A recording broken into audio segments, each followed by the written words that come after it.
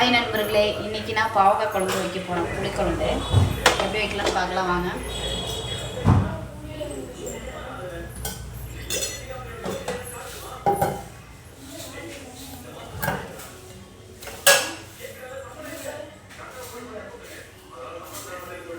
ரொம்ப நாள் ஆச்சு பாவக்காய் குழம்பு வச்சு. பாப்பா கேட்டா பாவக்காய் குழம்பு வச்சு கொடுமான்னு. அதனால இன்னைக்கு ஏன்னா வெங்காயம் இவ்வளோ உரிக்கணும்.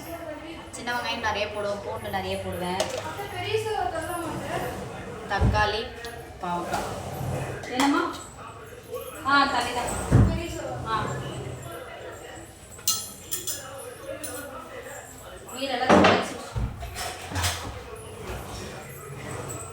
வீடெல்லாம் தொடச்சிட்ருக்குறாங்க. விளக்கெல்லாம் விளக்கி வச்சுட்டு விளக்கியாச்சு.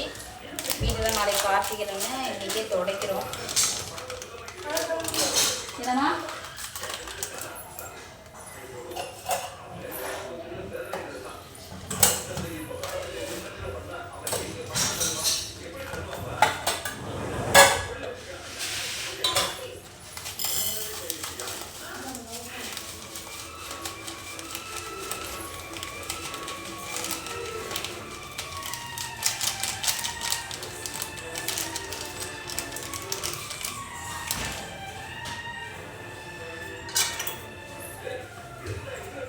ஃபஸ்ட்டு வெந்தயம் போட்டுக்கலாம். காஞ்சிச்சுன்னு நினைக்கிறேன். கொஞ்சமாக வெந்தயம்,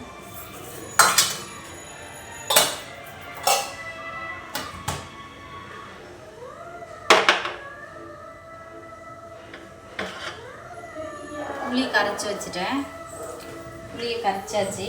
நல்லா இவ்வளோ புளிக்கு போடுவோம், அப்போ தான் பாவக்காய் கசக்காது. அதே மாதிரி எண்ணெயும் ஒரு 100 எண்ணெய்க்கு ஊற்றிருக்கேன். 100-180 எண்ணெய் ஆகும்.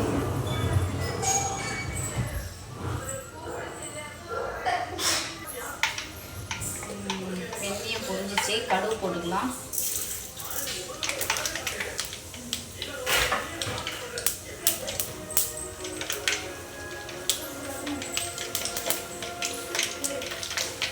கடுகும் பொரிஞ்சிச்சு. இப்போ வெங்காயம் போட்டுக்கலாம். பாருங்கள், வெங்காயம் பாதி பூண்டு பாதி உரிச்சிருக்கேன். பூண்டு 3 கட்டி.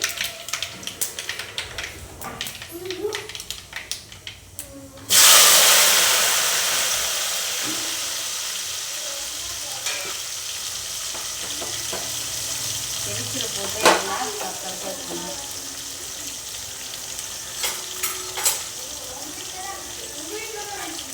என்னம்மா ஏம்மா என்னாச்சு? பாப்பாவுக்கு வாங்கிட்டு வந்தேன், ரோஸ்னிக்கு வாங்கிட்டு வந்தேன். இப்போ வந்து எண்ணெயிலேயே நல்லா இந்த வெங்காயம் வேகணும். மூடி வச்சிடலாம். கொஞ்ச நேரம் ஒரு 5 நிமிஷம் மூடி வச்சிடலாம். 5 நிமிஷம் ஒரு 3 நிமிஷம் மூடி வச்சிடலாம். அப்புறம் எண்ணெயிலே அது வேகும். அப்புறம் வீடு துடைக்கிறதுக்கு கற்பூரம், கொஞ்சம் பச்சை கற்பூரம் நல்லா தூள் மாதிரி நசுக்கணும். நீங்கள் எப்படி துடைப்பீங்கன்னு சொல்லுங்கள். வீடு துடைக்கிற நைட்டே துடைச்சி விட்றல. காலைல கோயிலுக்கு போகணும். வீடு துடைக்கிறதுக்கு நீங்கள் என்னெல்லாம் போட்டு துடைப்பீங்கன்னு சொல்லுங்கள். நான் வந்து பச்சை கற்பூரம், கல் உப்பு, கொஞ்சம் கல் உப்பு போட்டு, கல்லுப்பு, அப்புறம் வந்துட்டு மஞ்சத்தூள் போடுவேன். பச்சை கற்பூரம், மஞ்சத்தூள், கல்லுப்பு இது போட்டு தான் வீடு துடைப்பேன். நீங்கள் என்ன போட்டு துடைப்பீங்கன்னு சொல்லுங்கள், கமெண்டில் சொல்லுங்கள். நல்லா அந்த கற்பூரத்தை கலக்கிட்டு அவ்வளோதான். எண்ணெய் நல்லா கொஞ்சம் வெந்துருச்சு. வெங்காயம் இன்னும் வேகும். நல்லா எண்ணெயிலே நல்லா வெந்துடணும்.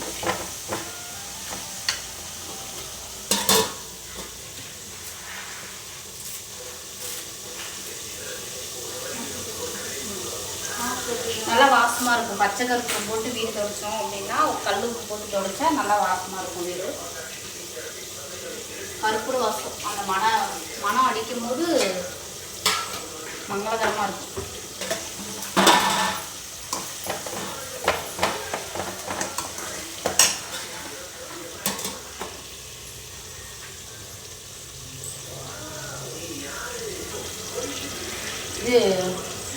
வந்து நான் ஆல்ரெடி கரைச்சிட்டேன். கரைச்சி முன்கூட்டே எடுத்து வச்சுக்கலாம்.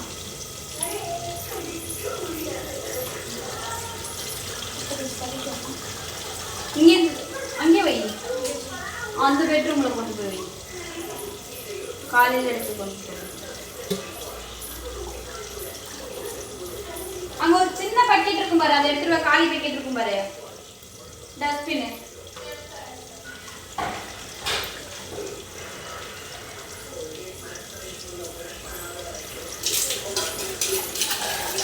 புளி வீட்டில் மரத்தில் வச்சு அதை புளி வேஸ்ட் பண்ணுறோம்.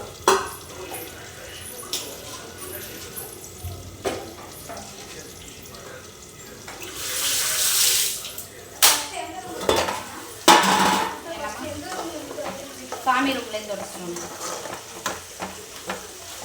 ஃபஸ்ட்டு சாமி ரூம்லேருந்து துடைக்கணும். எடுத்துகிட்டு போ. அந்த நல்லா மரக்கட்டில் கீழே நல்லா உள்ளெல்லாம் விட்டு துடைக்கணும். எந்த போகிறது இருந்தாலும் எட்டைக்கு எடுத்து வச்சுட்டு துடைக்கணும். சுற்றி சுற்றி துடைக்கக்கூடாது.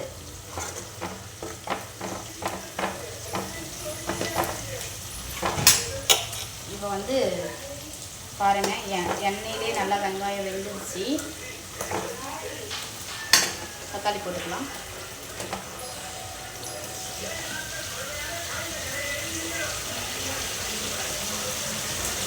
எப்பயுமே வந்து வீடு துடைக்கும் போது எந்த பொருள் இருந்தாலும் எட்டத்தை எடுத்து வச்சுட்டு அந்த இடத்த துடைச்சிட்டு தான் அந்த இடத்துல பொருள் எடுத்து வைக்கணும்.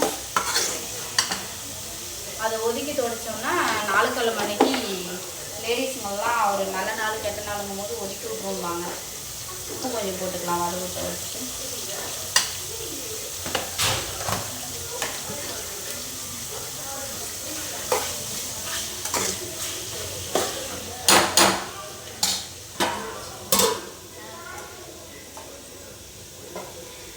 திரும்ப ஒரு வாட்டி எடுத்துக்கலாம்.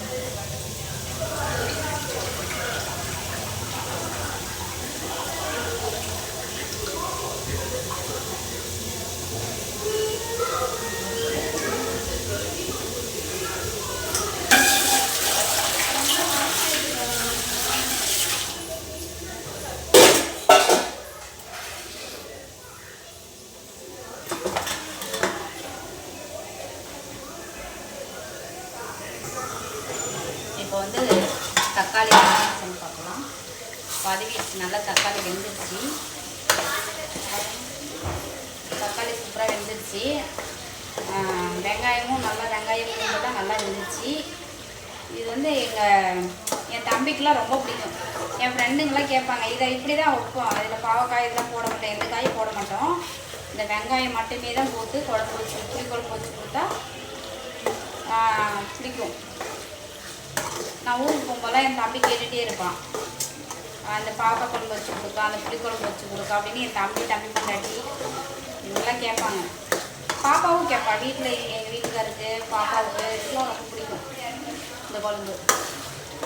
நல்லா இதுக்கு ஒரு அப்பளம் போட்டு அப்பளம் பொரிச்சு வச்சுட்டு சாப்பிட்டா நல்லாயிருக்கும்.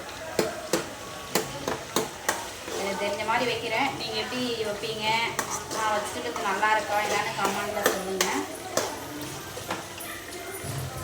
இப்போ பாவக்காய் போட்டுக்கலாம்.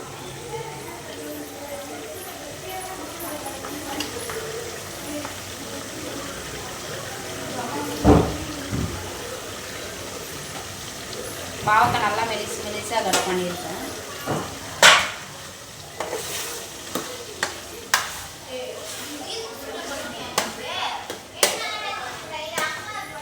அதே மாதிரி மூடி வச்சிடலாம். அதே மாதிரி மூடி வச்சு பாவக்காய் வந்து நிறம் மாறுற அளவுக்கு வேகும்.